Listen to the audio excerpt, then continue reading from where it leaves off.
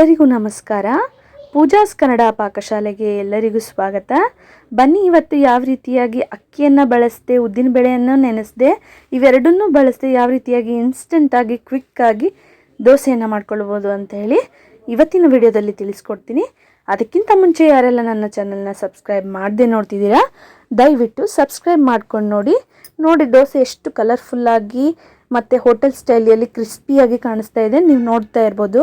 ಈ ದೋಸೆ ಮಾಡೋದಕ್ಕೆ ನಾನು ಯಾವುದೇ ರೀತಿಯಾಗಿ ಉದ್ದಿನಬೇಳೆ ಆಗಲಿ ಅಕ್ಕಿಯನ್ನಾಗಲಿ ನೆನೆಸಿ ಮಾಡಿಲ್ಲ.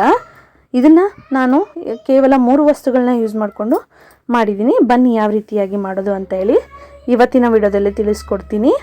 ನಾನು ಇಲ್ಲಿ ಅಳತೆಗೆ ಅಂತ ಹೇಳಿ 1 ಗ್ಲಾಸನ್ನು ತೊಗೊಂಡಿದ್ದೀನಿ. ನೀವು ಇದೇ ಗ್ಲಾಸನ್ನು ತೊಗೊಳ್ಳಿ.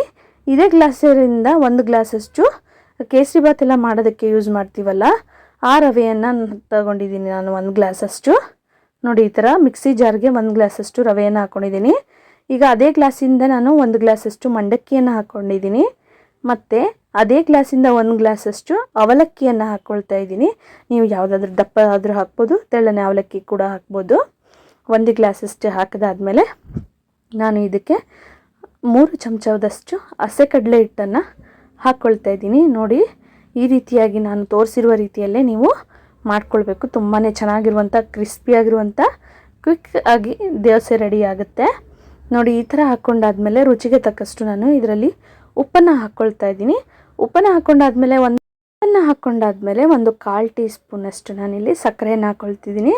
ಈ ರೀತಿಯಾಗಿ ಸಕ್ಕರೆ ಹಾಕೋದ್ರಿಂದ ನಮ್ಮ ದೋಸೆ ತುಂಬಾ ಕಲರ್ಫುಲ್ಲಾಗಿ ಕ್ರಿಸ್ಪಿಯಾಗಿ ಬರುತ್ತೆ. ಹಾಗೆ ನಾನಿಲ್ಲಿ 1 ಲೋಟ ನೀರನ್ನು ಕೂಡ ಹಾಕ್ಕೊಳ್ತಾ ಇದ್ದೀನಿ. ಈ ರೀತಿಯಾಗಿ ಹಾಕ್ಕೊಂಡಾದ್ಮೇಲೆ ನೀರನ್ನು ಕನ್ಸಿಸ್ಟೆನ್ಸಿ ನೋಡಿಕೊಂಡು ಗ್ರೈಂಡ್ ಮಾಡ್ಕೊಂಡು ಬರೋಣ. ನೋಡಿ, ಈ ಥರ ಗ್ರೈಂಡ್ ಆದಮೇಲೆ ಮತ್ತೆ ಇದಕ್ಕೆ 1/2 ಟೀ ಸ್ಪೂನಷ್ಟು ಅಡುಗೆ ಸೋಡಾವನ್ನು ಹಾಕ್ಕೊಳ್ತಾ ಇದ್ದೀನಿ. ನೋಡಿ, ಮತ್ತೆ ಇದನ್ನು ಸೋಡಾ ಹಾಕಿದ್ಮೇಲೆ ಮತ್ತೊಂದು ಸತಿ ಗ್ರೈಂಡ್ ಮಾಡ್ಕೊಂಬರೋಣ. ನೀವು ತುಂಬಾ ತೆಳುವಾಗಿ ರುಬ್ಬೋ ಹಾಗಿಲ್ಲ. ಸ್ವಲ್ಪ ದೋಸೆಯಲ್ಲಿ ನಾವು ಯಾವ ರೀತಿಯಾಗಿ ಮಾಡ್ತೀವಲ್ಲ ಅದೇ ಕನ್ಸಿಸ್ಟೆನ್ಸಿಯಲ್ಲಿ ಇರಬೇಕು. ತುಂಬಾ ತೆಳುವಾಗಿ ಮಾಡಬಾರ್ದು. ನೋಡ್ತಾ ಇರ್ಬೋದು ನೀವು, ನಾನು ಯಾವ ರೀತಿಯಾಗಿ ಕನ್ಸಿಸ್ಟೆನ್ಸಿ ತೋರಿಸ್ತಾ ಇದ್ದೀನಲ್ಲ, ನೀವು ಇದೇ ರೀತಿಯಾಗಿ ಮಾಡ್ಕೊಳ್ಬೇಕು. ನೋಡಿ, ಇದನ್ನು ಒಂದು ಪಾತ್ರೆಯಲ್ಲಿ ತಕ್ಕೊಂಡ್ಬಿಟ್ಟು ನೀಟಾಗಿ ಮಿಕ್ಸ್ ಮಾಡ್ಕೊಳ್ತಾ ಇದ್ದೀನಿ. ನೋಡಿದ್ರಲ್ಲ, ಈ ರೀತಿಯಾಗಿ ಕನ್ಸಿಸ್ಟೆನ್ಸಿ ಇರಬೇಕು. ನೋಡಿರಿ, ಈ ಥರ ಇರಬೇಕು. ಈ ಥರ ಆದಮೇಲೆ ಒಂದು ಹಂಚನ್ನು ನಾನು ಇಲ್ಲಿ ಕಾಯೋಕ್ಕೆ ಇಟ್ಕೊಂಡಿದ್ದೀನಿ. ಹಂಚು ಕಾದ್ಮೇಲೆ ನಾವು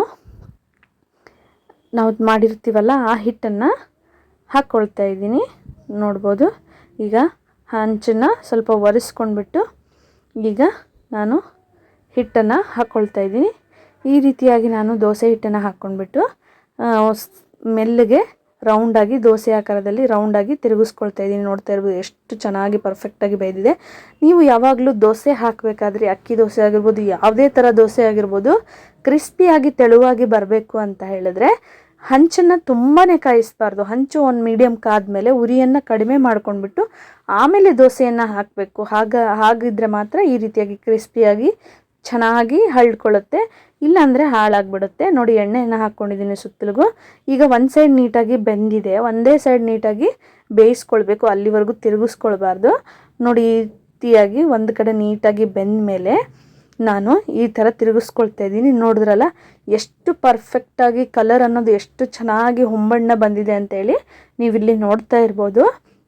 ಈ ದೋಸೆ ಮಾಡೋದಕ್ಕೆ ನಾನು ಯಾವುದೇ ರೀತಿಯಾಗಿ ಅಕ್ಕಿ ಆಗಲಿ ಉದ್ದಿನಬೇಳೆ ಆಗಿ ಯೂಸ್ ಮಾಡಿಲ್ಲ. ಆದರೂ ಕೂಡ ತುಂಬಾ ಪರ್ಫೆಕ್ಟಾಗಿ ಬಂದಿದೆ. ನಾನಿಲ್ಲಿ ಮತ್ತೊಂದು ದೋಸೆಯನ್ನು ನಿಮಗೆ ಹಾಕ್ಕೊಂಡು ತೋರಿಸ್ತಾ ಇದ್ದೀನಿ.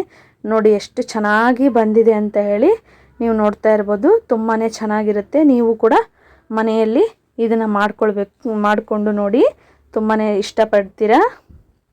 ನೋಡಿ, ಈ ಥರ ಎಣ್ಣೆ ಹಾಕ್ಕೊಂಡ್ಬಿಟ್ಟು ಒಂದು ಸೈಡ್ ನೀಟಾಗಿ ಬೇಯಿಸ್ಕೊಳ್ಬೇಕು. ಈ ರೀತಿಯಾಗಿ ಆದಮೇಲೆ ಒಂದು ಸೈಡ್ ಕರೆಕ್ಟಾಗಿ ಬೇಯಬೇಕದು. ನೋಡಿ, ಈ ಥರ ಡೈಲಿ ನನಗೆ ಒಂದೊಂದು ಸತಿ ಅಕ್ಕಿ ನೆನೆಸೋದು ಮರ್ತ್ಬಿಟ್ಟಿರ್ತೀವಿ, ಏನಪ್ಪ ಟಿಫನ್ ಮಾಡೋದು ಅಂತ ಅನ್ನಿಸ್ತಿರೋರಿಗೆ ಇದೊಂದು ಸಲ ಟಿಫನ್ ಟ್ರೈ ಮಾಡಿ ನೋಡಿ. ತುಂಬಾ ಟೇಸ್ಟಿಯಾಗಿ ಕ್ರಿಸ್ಪಿಯಾಗಿ ಕೂಡ ಇರುತ್ತೆ. ನೋಡಿ, ಇದು ಕೂಡ ಯಾವ ರೀತಿಯಾಗಿ ಎಷ್ಟು ಚೆನ್ನಾಗಿ ಬಿಚ್ಕೊಳ್ತಾ ಇದೆ ಅಂತ ನೋಡ್ತಾ ಇರ್ಬೋದು. ಎಷ್ಟು ಕ್ರಿಸ್ಪಿಯಾಗಿ ಎಷ್ಟು ಚೆನ್ನಾಗಿ ಬಂದಿದೆ ಅಂತ ಹೇಳಿ ನೀವು ನೋಡ್ಬೋದು. ಇದು ಕೂಡ ತುಂಬಾ ಪರ್ಫೆಕ್ಟಾಗಿ ಬಂದಿದೆ. ಈ ರೀತಿಯಾಗಿ ನೀವು ಯಾವುದೇ ರೀತಿಯಾಗಿ ಅಕ್ಕಿ ಉದ್ದಿನಬೇಳೆ ಅಥವಾ ಮೊಸರು ಕೂಡ ಯೂಸ್ ಮಾಡದೆ ಪರ್ಫೆಕ್ಟಾಗಿ ದೋಸೆಯನ್ನು ಇನ್ಸ್ಟೆಂಟಾಗಿ ಮಾಡ್ಕೊಳ್ಬೋದು. ತುಂಬಾ ಕ್ರಿಸ್ಪಿಯಾಗಿ ಹಾಗೂ ರುಚಿಕರವಾಗಿ ಇರುತ್ತೆ ಈ ದೋಸೆ. ನಿಮಗೆಲ್ಲ ಈ ವಿಡಿಯೋ ಇಷ್ಟ ಆಗಿದೆ ಅಂತ ಹೇಳಿ ನಾನು ಭಾವಿಸ್ಕೊತೀನಿ. ಈ ವಿಡಿಯೋ ನಿಮಗೆ ಇಷ್ಟ ಆಗಿದ್ದರೆ ದಯವಿಟ್ಟು ಸಬ್ಸ್ಕ್ರೈಬ್ ಮಾಡಿ, ಲೈಕ್ ಮಾಡಿ, ಹಾಗೆ ನಿಮಗೆ ಇಷ್ಟ ಆದ ಫ್ಯಾಮಿಲಿ ಫ್ರೆಂಡ್ಸ್ಗೆ ಶೇರ್ ಮಾಡಿ. ಹಾಗೂ ನೀವು ರೆಸಿಪಿ ಟ್ರೈ ಮಾಡಿದ್ಮೇಲೆ ಯಾವ ರೀತಿಯಾಗಿ ಬಂತು ಅಂತ ಹೇಳಿ ನನಗೆ ತಿಳಿಸಿ. ಇದೇ ರೀತಿಯಾಗಿ ಟೇಸ್ಟಿ ರೆಸಿಪಿಗಳಿಗೋಸ್ಕರ ನನ್ನ ಚಾನಲ್ನ ಸಬ್ಸ್ಕ್ರೈಬ್ ಮಾಡಿ ಹಾಗೂ ಚಾನಲಲ್ಲಿ ಬೇರೆ ವಿಡಿಯೋಗಳನ್ನ ವಾಚ್ ಮಾಡಿ. Thank you.